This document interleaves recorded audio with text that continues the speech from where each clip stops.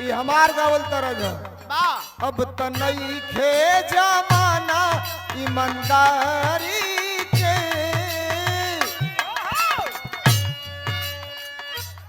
कहो भैया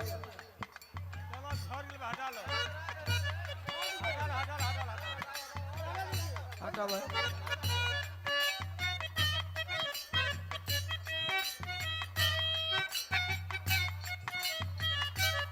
एकरा पहले एक हमारे मित्र ने गाया था किसी मासूका के लिए क्रिया खा के कहा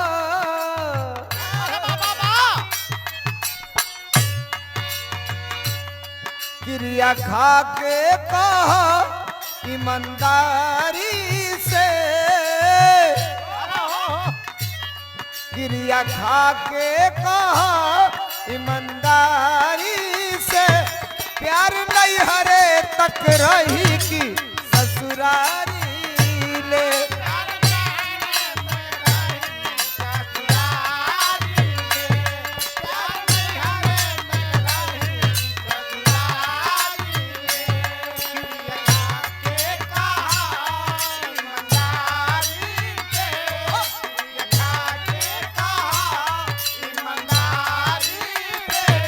प्यार नहीं हरे तक रही की ससुरारी से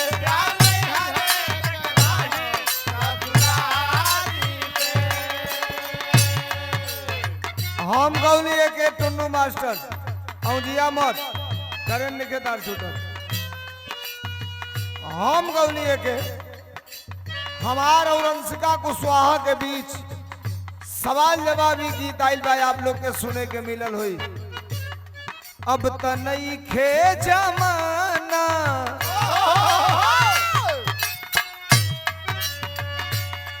ये अठई भाई धनी राजेंद्र कवि जी को मंच पे लाइए प्रियंका लेके आओ अब त नई खे जमाना ईमानदारी के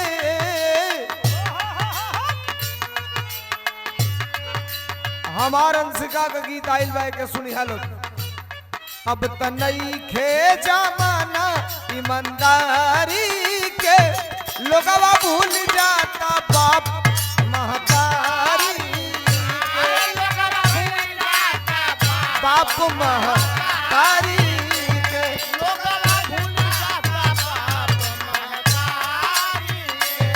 अब त नई खे जमाना ईमानदारी के अब त नई खे जमाना ईमानदारी के लोगवा भूल जाता बाप महतारी के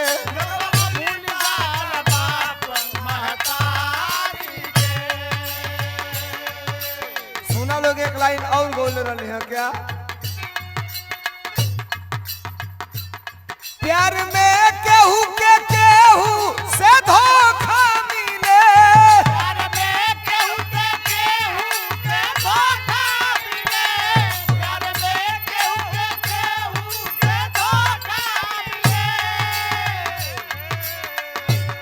प्यार में केहू के केहू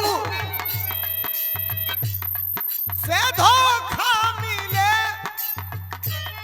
केहू हंसे केहू रोवे केहू का देखा चेहरा खिले लाज शरम ना बाटे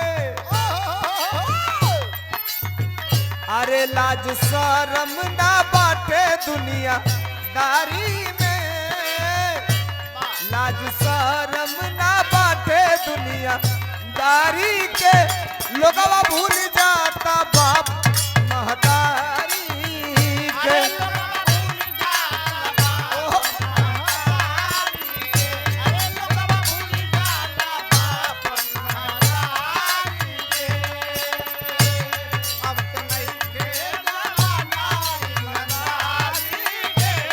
अब त नई खे जमाना अरे लोगवा भूल जाता बाप महतारी हेलो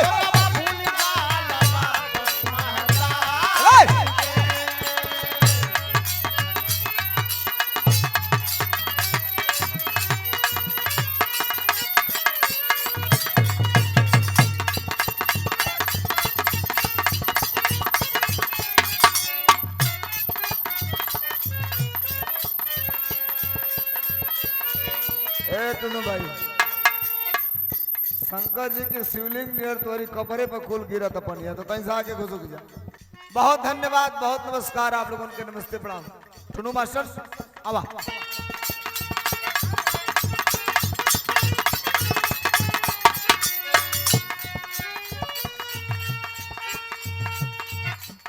अरे केहू का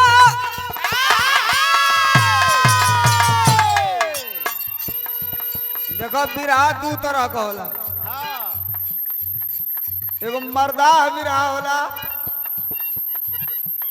आ एगो मऊगा बिरहा होला। कहाँ गई प्रियंका? पूरा खड़े बिरहावा अपन मऊगा बिरहा गा दिली हो तुम आज। उम्मीद तो तुझसे कुछ दूसर रहा। आवा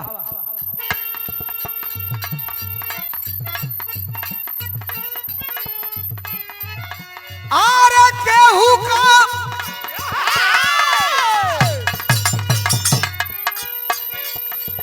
बिगाड़ी जी।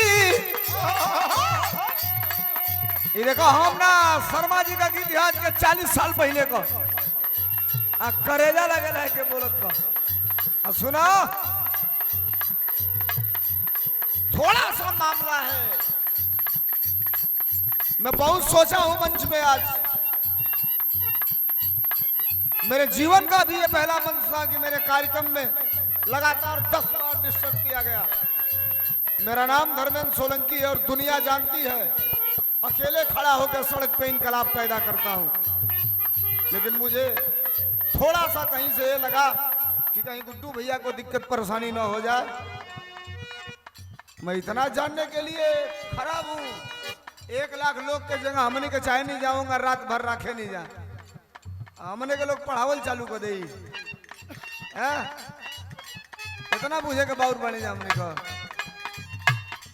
जानबूझ के इस कार्यक्रम को डिस्टर्ब किया गया था। लेकिन सुनिए कैसे। आरे केहू का अरे बिगाड़ी जी। ए भैया केहू का बिगाड़ी जी।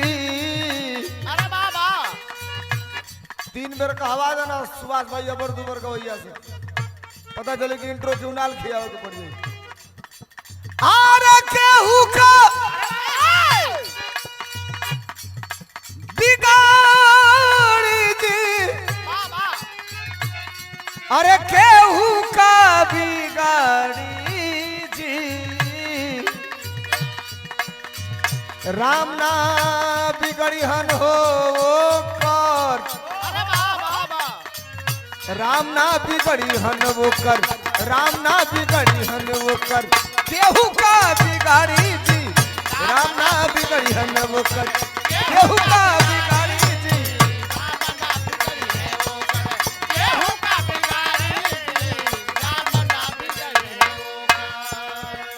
लिखने वाले का क्या कॉम्बिनेशन था जरा समझिए। भैया हो रुक जाए, भैया है भैया। लिखने वाले का क्या कॉम्बिनेशन था? ए गुड्डू भैया सुना हमारे और थोड़ा। लिखने वाले का क्या कॉम्बिनेशन था? ये आपका मामला नहीं रहता। और इंसान आसमान पे चला जाए, मैं कहता हूं कि आसमान में उड़ना मनाही नहीं है, आसमान में उड़ना मनाही नहीं है। शर्त यह है कि जमीन को नजरअंदाज न किया जाए।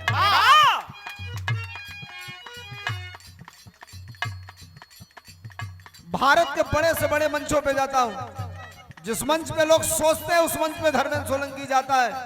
लेकिन मुझे याद है जब हम लोग 2015, 2200, 2500, 5000 का सट्टा गावल ना, जब हम सोची कि हमके बरियार मंच को मिली, तब इस घुगुली की मंच ने 1 लाख की भीड़ में धर्मेंद्र सोलंकी को बिरहा गवाने का काम किया था।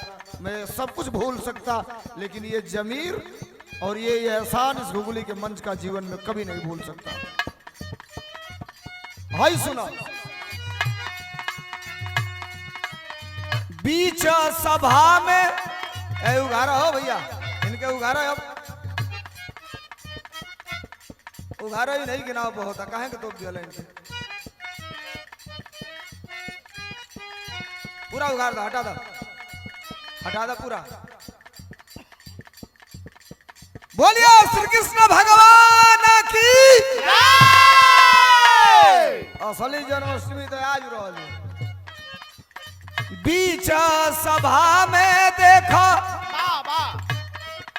दूगो गद्दा सुखल होके दे जा किनारे लगवा दे जा, दूगो खाली है जा, अठाई भाई लिया के चलिए। अब बीच सभा में देखो द्रौपदी पुकारी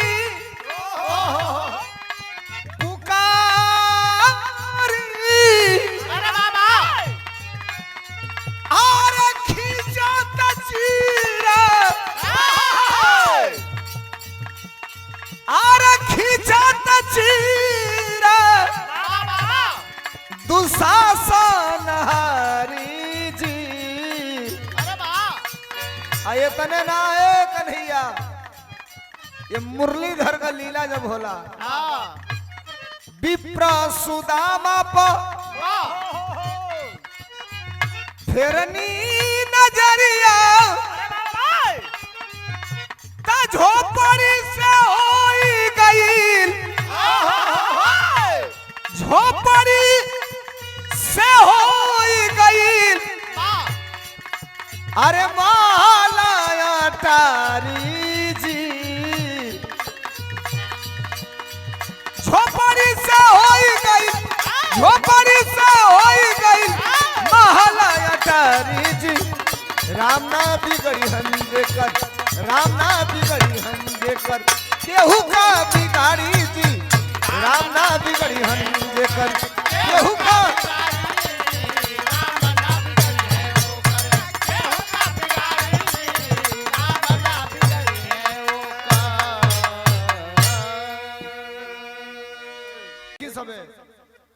बुद्धि बिना तनख्वाह कम हो जाला। बुद्धि बिना तनख्वाह कम हो जाला। अब तो एजा से बिरहा गाई हमरा घर हूं नहीं के जाए के, राती के बिरहा बा मुगल सराय भागब एजा से जाई घोसी दिन भर गणना होई, पॉजिटिव होई तो रंग अबीर गुलाल सार्थक होई, पक्ष में होई रंग अबीर गुलाल उड़ी, अन्ना पक्ष में होई तब वो पक्ष में तो हो खई के बाद जनता ने अपना काम कर दिया है। अब प्रशासन के भाई लोग ढंग से अपन काम ईमानदारी से जो क्रियावा खैले वालों के ध्यान में रखते हुए कह दे लो तो 100% बाकी घोसी जीतल जाई, एमे कोनो दूराई नहीं खे। छोड़ जाओ बात के भाई, कुछ नौजवान हमसे कुछ सुनल चाहत रहना तो एगो छोट का प्रसंग आए करे अंत में जवन तहलो सुनत रहला लो उहे गा के बंद करो, उहे गा के बंद कर दे। अब रुक गइल लो तो रुक जा लो। अबले बिरहा जवन सुन ला लो एक बिरहा काहे महाराज तने हलुका जा रुको यो तनले रुको एक बिरहा लागत कि हो ना पाई बिरहा। हाँ हाँ आजा चलो अब तारो वाला गायब हम दूसरा गाओ तने बंद कर लिया, एक बंद कर बिहान नहीं मरते आज, बिहान कहां करो बंद कर। 4 लाइन का एक गीत और गुड्डू भैया मैं निवेदन करूंगा 1 मिनट के लिए आप मंच पे आ जाएं, केवल कृपया 1 मिनट के लिए। अब गमछिया में जो मंगौले रहला हमने के देवे खातिर बाकी कहीं गड़बड़ा गइलो, एगो खाली होके तो ले आओ, हम काहे खातिर कहत नहीं, हमके ना चाहिए, हम बताओ तनी मंगवा ला, तू आ जा तनी मंच पे। अच्छा 4 लाइन के बाद 4 करोड़ रुपया के बाद हम जानते नहीं कि ये बोलत बोलत हो मनिहा ना है। वही के बाद 1 लाइन और आप लोगों को सुना दे, पुरान तरज है लेकिन तनी देखिया लो में कितना आनंद है। कैसे मास्टर?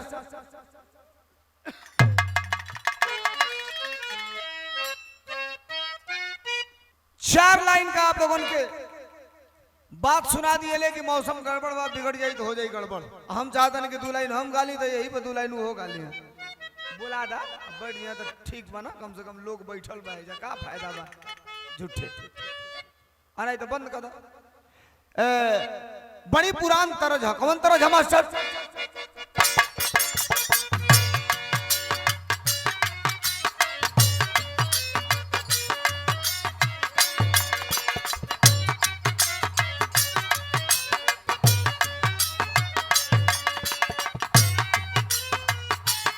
ओहो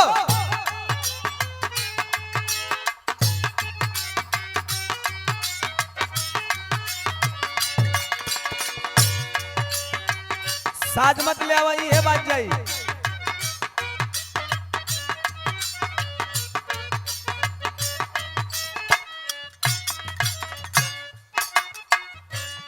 देखो नया तरज 9 दिन पुरान 100 दिन मौसम के देख के हम चेंज कर देली हमारे विचार पहले हास रस के विराग आवे के लेकिन अब हम चाहते नहीं कि 2-4 लाइन 4 लाइन आप लोगों के सुनाई नौजवानों जरा सुनना बुजुर्गों आप भी सुनना और भाषा के जानकार सुनना पढ़ने लिखने वाले लोग सुनना मैं कहने क्या जा रहा हूं नया 9 दिन पुरान 100 दिन गाना बतावत रहनी रेलवे कट गई गाना है नथुनी से चलल कल्पना गौली गया के चुम्मा पे अटक गई आज तौले आ गए भोजपुरी में गायक कल्लू महाराज तो कल्लू महाराज आई तो चुम्मा से सरका के 6 इंच नीचे लेके चली कल्लू महाराज गौला एगो हो ताटे पिछवा से चूक राजा जी लगा दी दुखवंशी को हुक राजा जी राजेंद्र कवि जी कृपया मंच पे आए मैं निवेदन कर रहा हूँ आप आए एहू जाले गनीमत रही हो आज को बिहार का यूपी का मिला के 3-4 गो गायक एया से गाना सरका के 6 इंच नीचे कर दिया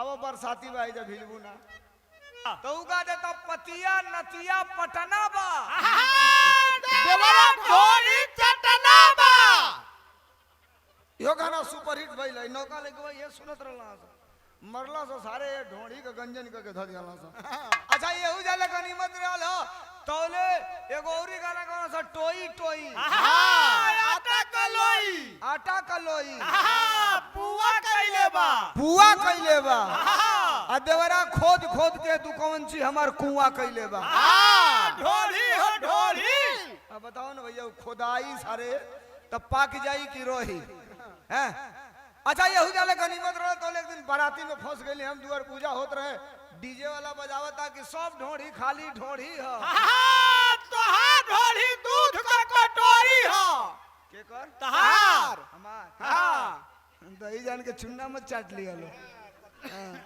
हां ना तो उल्टी हो जाई अच्छा एक दिन ये इतना सुनले की बात हमारी मन पसंद का एक दिन एगो गौलस दुकान शैलेश सागर उ गौलस की ढोड़ी करा दो पलस्तर बलम जी हम कहलिए अब सही कहलिए मून सारे जल्दी होके ना तो देखत हैं त गड़बड़ाइए देनो सही ऐसा ऐसा गाना आवता हाई गाना जो मास्टर बजावे जाता ना 50 साल पहले का तरह जब विराह का विरासत हो कौन तरह है मास्टर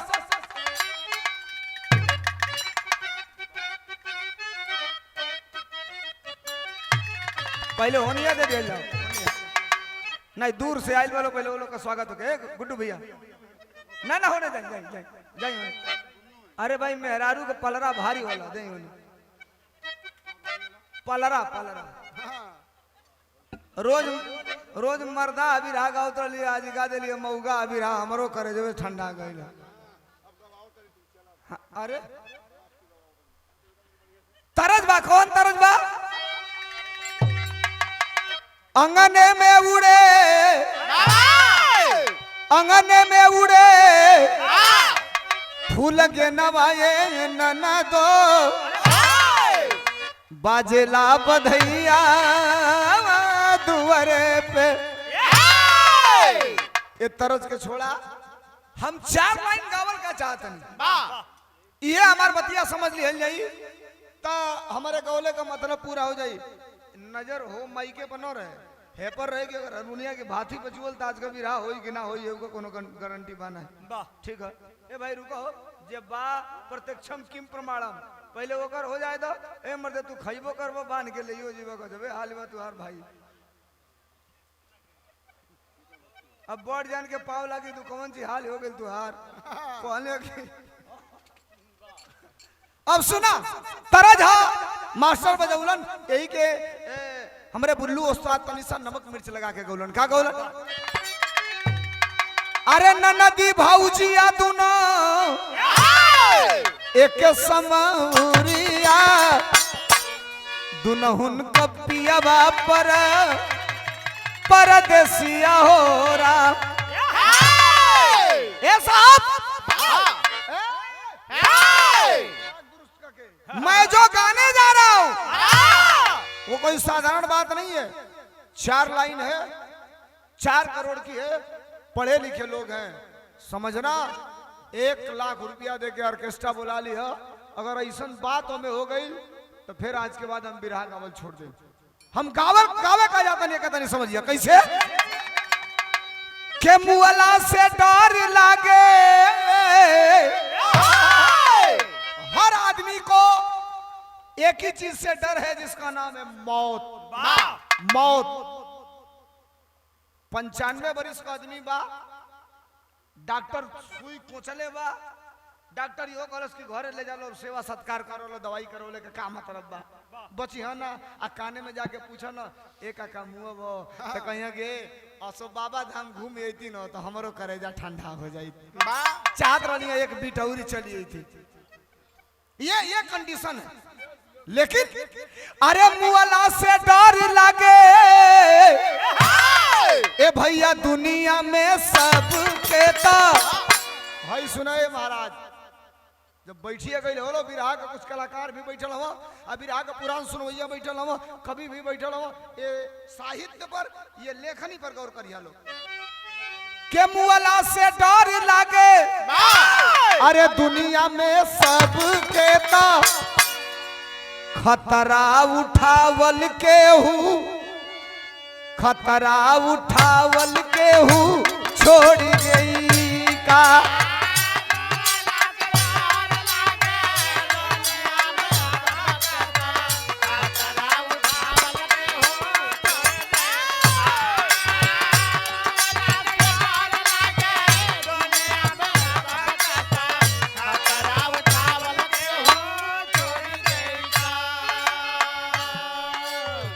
हमन का 55 मिनट का गा दिहल हुए पर हम चीज भाई कब आज यहाँ कोनो गारंटी नहीं।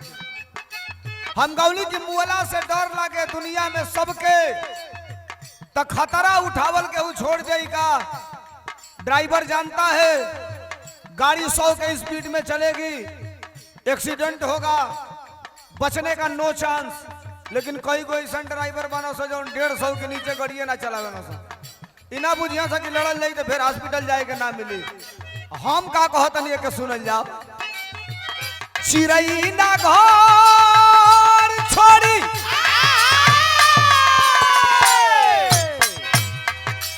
अरे चिड़ई ना घर छोड़ी बनरा की डर से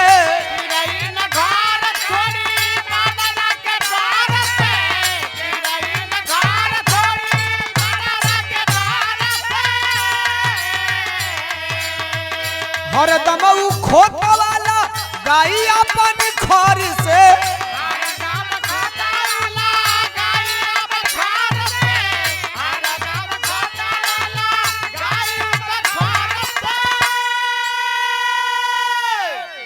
अब सुनल जाओ, अब सुनल जाओ भैया हो ए भैया 5 आदमी हो बोलो वही में आगे में बैठ के उठ बैठ कर बोलो oh my god please do not to speak in this time. सरकार क्षमा करेंगे ऐसे बढ़न कौन बैठन है भाई ए भैया बैठा मर्दबा तू नहीं करेजा फाड़ के चिल्ला तो नहीं जाए। बरखा में चुआता हारमोनिया पर थी अतोले पिछाड़ हम जरूर करके खड़ा हो गया में 4 घंटा बैठ के इंतजार कर लिया गावे खातिर। चिड़ई ना घर छोड़ी बनरा की डर से हरदम खोतवा लगाई अपन खौर से। मेरे कहने का मतलब किसी पेड़ पे चिड़िया घोंसला लगाई है, कोई बंदर जाता है घोंसला तोड़ के फेंक देता है। ऐसा नहीं है कि वो चिड़िया उस पेड़ पे रहना बंद कर देगी, फिर जाएगी घास फूस चुन के लाएगी, घोंसला बनाएगी, उसमें रहना चालू कर देगी। मेरे कहने का असली मतलब क्या है? चिड़ई ना घर छोड़ी अरे बनरा की डर से हरदम खोतवा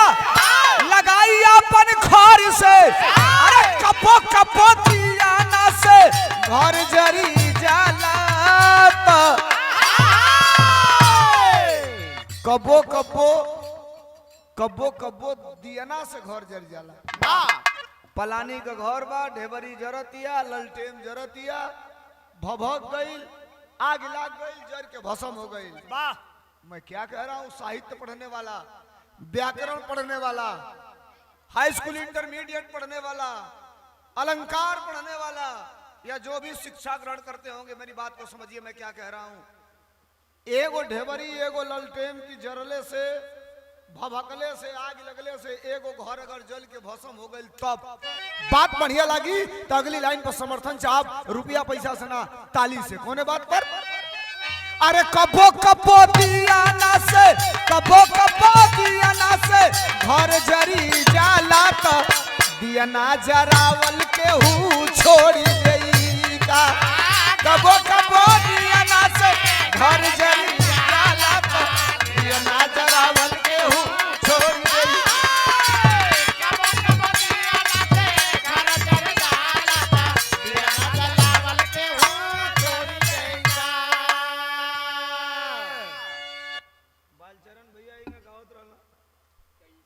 कभी जी आके पीछे बैठल रहना, आपन करताल लेके आई लाना सन 74 वाली आई बड़ी बड़े ताव में तनी सा बाल चरण भैया बहना तोले तना जियो बहादुर तोले करतलिए 1.5 इंच घुस गई।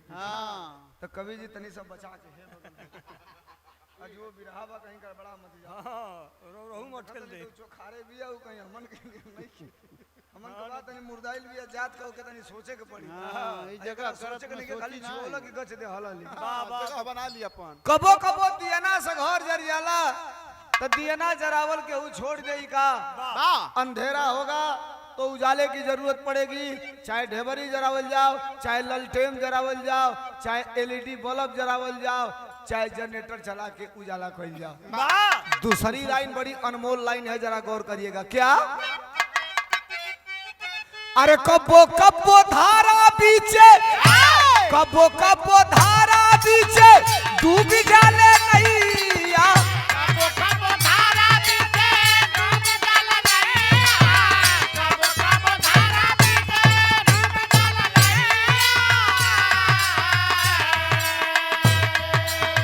नाई का सवारी केहू, नाई का सवारी केहू छोड़े नहीं भैया।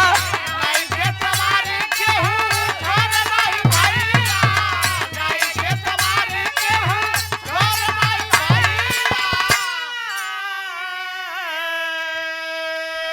केहू के समझल जाओ, कबो कबो धारा बीचे डूब जाले नैया। नाई का सवारी केहू छोड़े नहीं भैया। पेपर में पढ़ले हो कब सब, टेलीविजन में न्यूज में समाचार आई कि नाई नदी बा पुल नहीं खे, नाई से लोग पार से ओ पार जाला, ओ पार से पार आवेला। तो कबो कबो इहो सुने के मिलेला कि नैया जाती है, नैये मरा गई यानी डूब गई। 10 लोग बा, 5 लोग बच गई, 5 लोग कोनोगा पावर के निकलल, 5 लोग वहीं में डूब के मरी गई। एगो नाई डूब गई, 3 जनी पावर के बाहर आई, ले लो सिपाही अला सब पूछना सा कौन कौन था, कितने लोग थे। तो जिन पावर के आई रहना कहना है साहब 4 गो आदमी रहना सा या 5 गो वही रहना।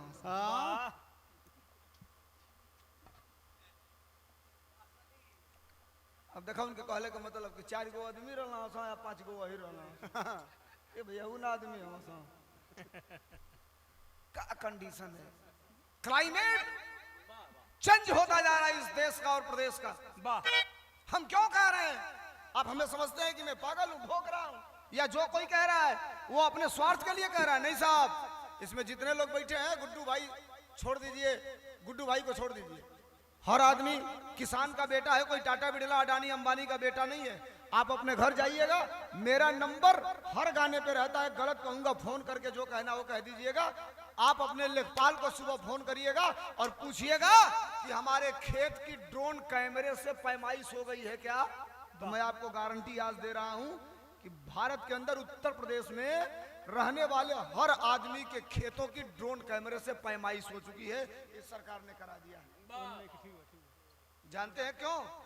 अब ये कोई दिन तो लोग कह रहा है सोलंकी अंड बंड बोलेला, अंड बंड बोलता नहीं, कई गो बाला सा जंगिया फाटल बा, लइका का जंगिया नहीं खे, मेहरारू का पेटीकोट नहीं खे किना पावत, खजुआवत ना से वो कहता सा खाने बिना मर जाएंगे लेकिन फिर मोदी को जिताएंगे। वाह जितावो लो मरा मरा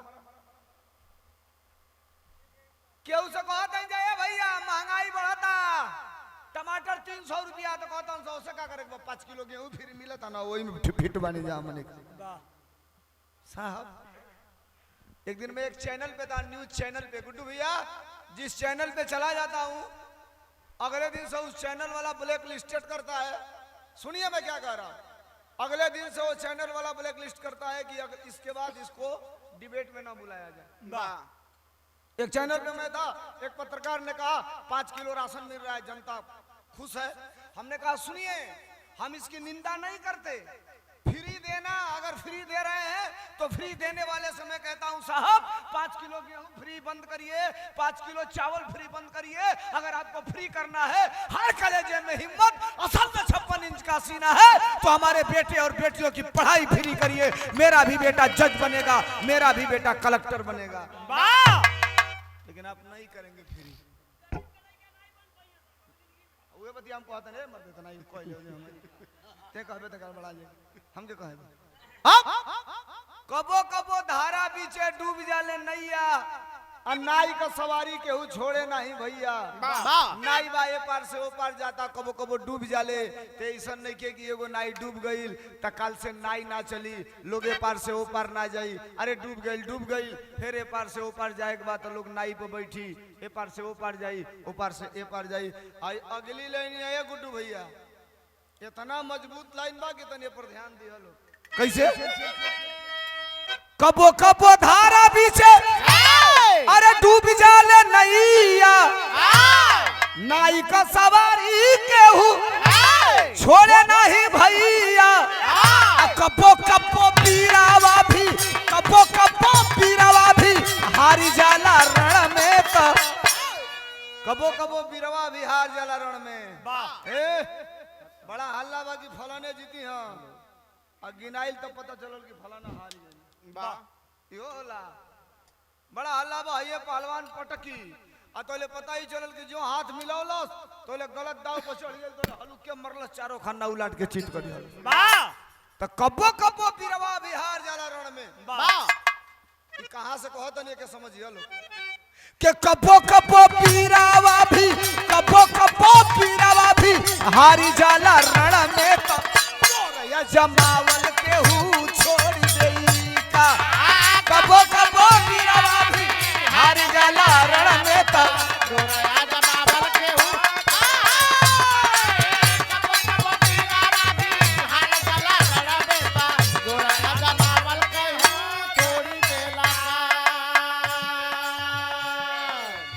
कबो कबो बीरवा भी हार जाला रण में तो जोर अजमावल हो छोड़ दे का। अरे हार गई फिर रियाज बनावल लई, फिर प्रैक्टिस कर लई, फिर तैयारी कर लई। लहरों से डर के नौका पार नहीं होती और कोशिश करने वालों की कभी हार नहीं होती। याद रखिए बिरहा बीच में बंद था, गुड्डू भाई आए अचानक इन्होंने तैयारी कर दिया। ये मामूली बात है क्या?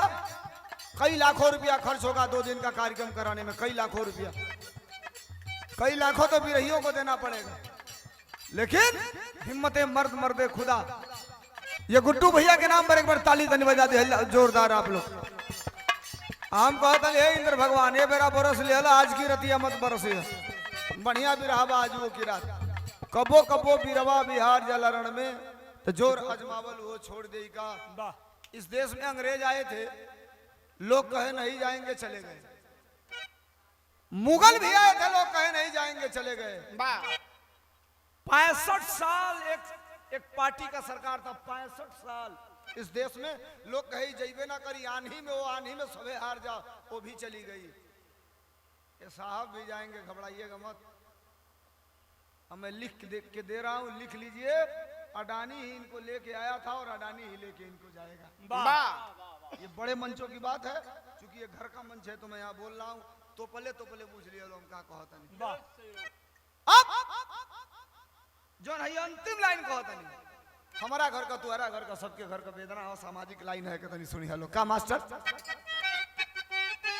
जरली दहेजवा के अगिया में बिटिया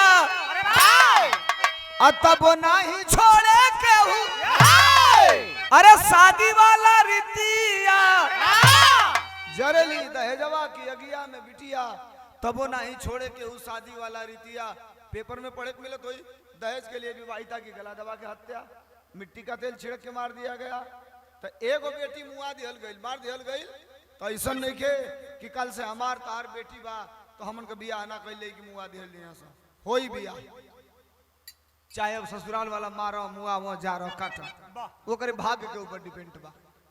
तो जरेली दहेजवा के अगिया में बिटिया तब नहीं छोड़े केहू अरे शादी वाला रीतिया प्राण हरि लेला कप्पो प्राण हरि लेला कप्पो पीड़वा प्रसव के अब यही आपके शिक्षा का मतलब चलेगा। प्राण हरि लेला कबो पीड़वा प्रसव के। वाह। किसी औरत को डिलीवरी होती है, गुड्डू भैया सर्जन से पूछिएगा आज के दिन हे कृष्ण कहलो राम कहले कहाँ काम चली। वाह वाह। आज के दिन जय श्री कृष्ण राधे राधे श्याम मिला दे, राधे राधे श्याम मिला दे ई बोलो आज ना उल्टा बोलो तो तबीयत खराब हो खात लो संतोष तबा नहीं दिन भर खाते लो तो वाह। प्राण हरि लेला कबो पीड़वा प्रसव के मनो कोनो मेहरारू का बच्चा भइल तो इहो सुने के मिलेला कि लइकवा जियता लइकवा के माई मर गई। वाह। अच्छा एक बात सुनिए, किसी सर्जन से पूछिएगा हम और आप अपने माँ के तन से पैदा है, हर आदमी अपने माँ के तन से पैदा होता है। जब बच्चेदानी में गर्भ धारण होता है 3 महीने का जब वो गर्भ होता है ब्लाइडर में तो उसका वजन 400 ग्राम से 500 ग्राम के बीच में होता है, 3 महीने का होता है। और जब 9वें महीना में प्रेगनेंसी होती है, डिलीवरी होती है, तो उस समय जो ब्लाइडर होता है बच्चेदानी के अंदर, उस ब्लाइडर का पूरा वजन मांस, कचड़ा, ब्लड खराब और जो बेटा या बेटी होता है उसका वजन मिला करके 7 किलो 400 ग्राम से 7.5 किलो तक एक्स्ट्रा, किसी सर्जन से पूछिएगा उतना होता है। जब वो बच्चा धरती पर गिरता है तो पानी अलग, खराब खून अलग, वो जो झिल्ली होती है ब्लाइडर वो अलग। मैं इसलिए कह रहा हूँ कि हर आदमी अपने माँ के तन से पैदा है। 3 से 3.5 किलो का लड़का चाहे लड़की 4 किलो मैक्सिमम स्वस्थ पैदा होला हो के तौले न सतत काले। वाह। आज मोबाइलवा में देखत रहे भैया डॉक्टर असल में भगवान होना, एगो लड़का भइल हो के मार ठोका तना सब बोलते नहीं थे आ तो टंगरी उठा के दूगो रली सही मिडवाइफ हैंगा ठोका तली से हम देखत नहीं भाई बोलते नहीं के हैंगा लगली सब पंप करे आ तोले मुंहे में वो जोने ना कहलू कि ऑक्सीजनवा दिहल जाला। हाँ सटा के लिप कहत रही लिप। अच्छा के लिप कहल जाला। अब देहाती आदमी हमने से अंग्रेजी बोला हमने के बुझे नहीं के पाओ। वाह वाह। अब ये ओठे में मुंह सटा के जब 2 बेर फूकली ऐसा खींचली ऐसा मस्टराइन तो थोड़ा सा कचड़ा निकला है इसके मुंह में आ गया है। तब के हाथ बोल समझ भैया डॉक्टरे भगवान बना है धरती, लेकिन कई गो ऐसा कसाईयो डॉक्टर बना सन। वाह। वो ऐसा दवाई लिखत ना सकी वही कुल के मेडिकल स्टोर पर मिली, दूसरे जगह मिली उली ना। हाँ भैया मिलबे ना कहीं दूसरे जगह। दूसर अगर कहीं से कीन के लेके चल अले तो कहाँ से देखिए ये डुप्लीकेट है। हाँ, काम ना करी, ओरिजिनल ये कामे नहीं करेगा ये। 30 रुपया का दवाई है भैया 300 में, 30 रुपया का दवाई 300 में। तब प्राण हरि लेला कबो पीड़वा प्रसव के मनो 9 महीना माई कोख में पाले ले, पोसे ले, पैदा करे ले। को किलो 7.5 से 8 किलो 8 किलो को 2 गो ईटा बांध देला के उमर दे की पेटे पगमछी से। वाह। कहले भैया तनी 4 दिन बर्दाश्त कलो त कड़री बना जाए उनको लेटरिंग ना उतरी सुई दवाई करावे पड़ी लग पीछे से पंप हाउ दुका कह जाला वैक्यूम लगावे पड़ी तब जाके त कहीं पेट साफ होई। माँ होती है धरती पर, माँ के बराबर दुनिया का कोई है ही नहीं है।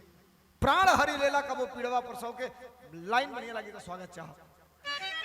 प्राण हरि लेला कब्बो, प्राण हरि लेला कपो पीड़वा प्रसव के तो बेटा जन्मावल के हूँ छोड़ी गई का प्राण हरि लेला कपो पीड़वा प्रसव के तो लइका हो खावल के हूँ छोड़ी गई का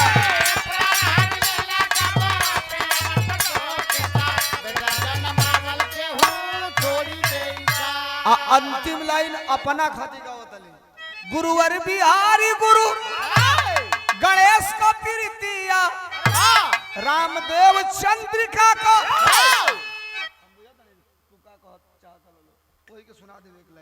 रामदेव चंद्रिका का चमकल कीर्तिया कबो कबो भावे नहीं गीत धर्मेंद्र का रोज गावे ले जा अबे बुढ़ौती में इतना डाफा तो कभी जी शेरो जवानी में तुझे के डाफ ही दे तो कबो वाह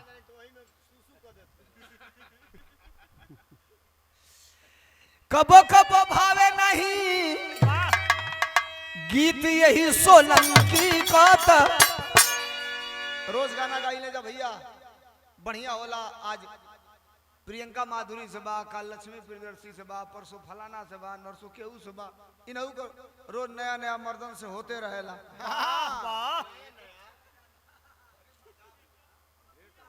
मुकाबला वाह बिरहा का दुगोला वो रात हम लोग में रोज नया नया मेहरान से होत रहेला वाह अब तो हम लोग दूसरे जगह दिमाग लगा दिया राती खान ज्यादा होला गड़बड़ बात तार दिने का कहाँ होला ये लोग से भेंट रतिये का न होला हाँ, दिने में कहाँ होई तार तीन गोला दिने में कबो कबो होला तर रोज गाना बढ़िया होला कहियो कहियो गाना खराब हो जाला राग रसोईया पागरी बनत बनत बन जाए वाह तो कबो कबो भावे नहीं गीत धर्मेंद्र का तो बिरहा करावल केहू सट्टा लिखवावल केहू अबिरहा गवावल केहू छोड़ी देई का अरे कबो कबो भावे नहीं गीत धर्मेंद्र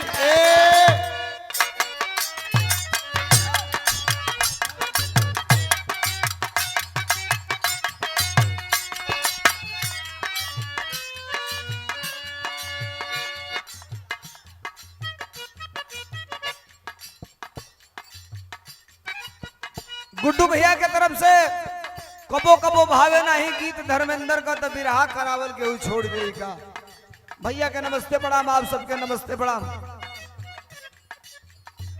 हाई जान तारन मास्टर बजावत रहा एक बात तो हम लोग के सुनाई जाऊं तो हम लोग सुनल चाहत रहा यही तरह जबे पर पहले तरज लिखाओ केहू का दिल चोरी हो जाओ प्रियंका तो दिल चोरी हो गया केहू के दिल में चल जाओ ठई भाई वाह वाह केहू ज्यादा गनीमत रहे आजकल दिल चोरी हो के सारे शीशी बोतल में चल जाता हाँ, पातल जगह ही खोजता पातल जगह ही खोजता फांसी हो गई बा लिखे वाला केहू लिखले रहल का बड़ी याद आवे पिया का प्यार कोइल घटना दुर्घटना कबो केहू के साथे भइल रहेला जब जब याद आवेला तब तब करेजा में टीसेला मेहरारू के मन पड़ता अपने पति को का बड़ी याद आवे पिया का प्यार कोइल रतिया तरतिया पहाड़ दिन भाई का कहीं हमारो का कहीं हमारो करे जब दाल दार के का कहीं हमारो करे जब दाल दार के दिलवा ले गईले दिलवा ले गईले राजा बोतल में भरी के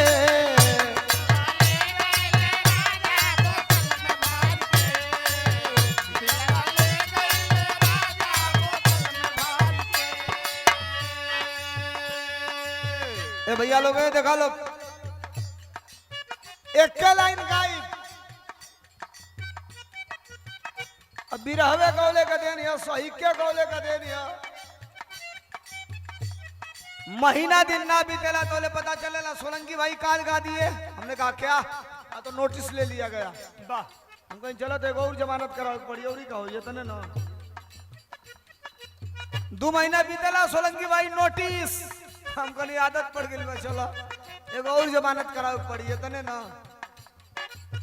फैक्ट कह रहा हूं, कहीं से आप इसको गलत मत समझिएगा और मत समझिएगा गुड्डू भैया बैठा के कहवा रहे हैं। ये धर्मेंद्र सोलंकी कह रहा है और इन नौजवानों की मांग है। सुनल के चाहता तो हाथ उठाओ लोग सुनाई ए वो गनवा के सुनल चाहता।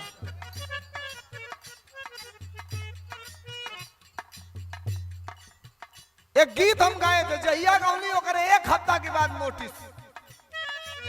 मोदी के मुहब्बत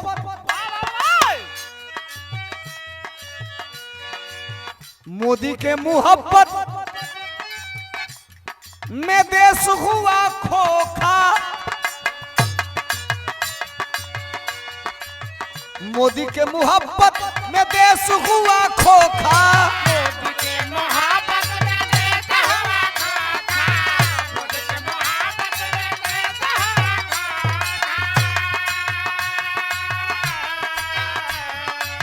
मिला किसान नौजवानों को धोखा।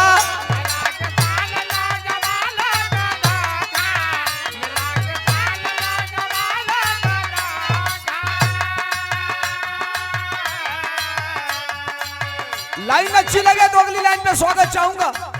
मोदी के मुहब्बत में देश हुआ खोखा। मिला किसान नौजवानों को धोखा। कई का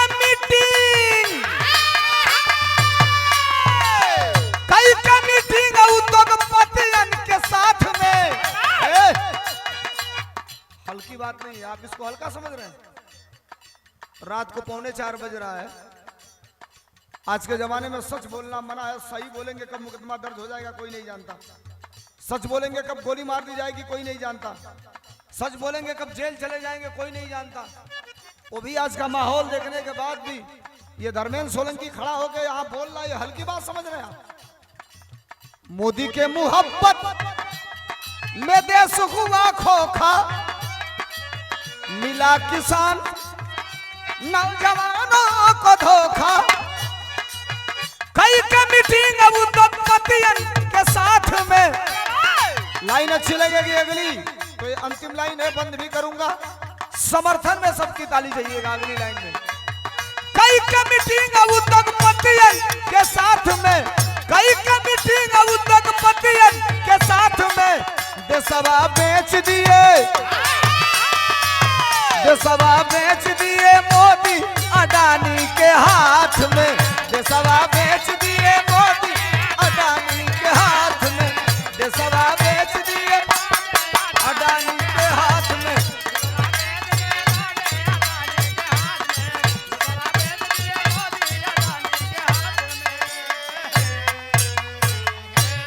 बड़े अंसारी जी की तरफ से 100 रुपयों का आशीर्वाद। बहुत धन्यवाद, बहुत नमस्कार। आप सबके नमस्ते प्रणाम। जाना भी बड़ा दूर है, 4 बज गया। प्रियंका माधुरी से निवेदन करूंगा कि आप भी यहीं आ जाएं। अपन पूरा आदमी उदमी लिखल है।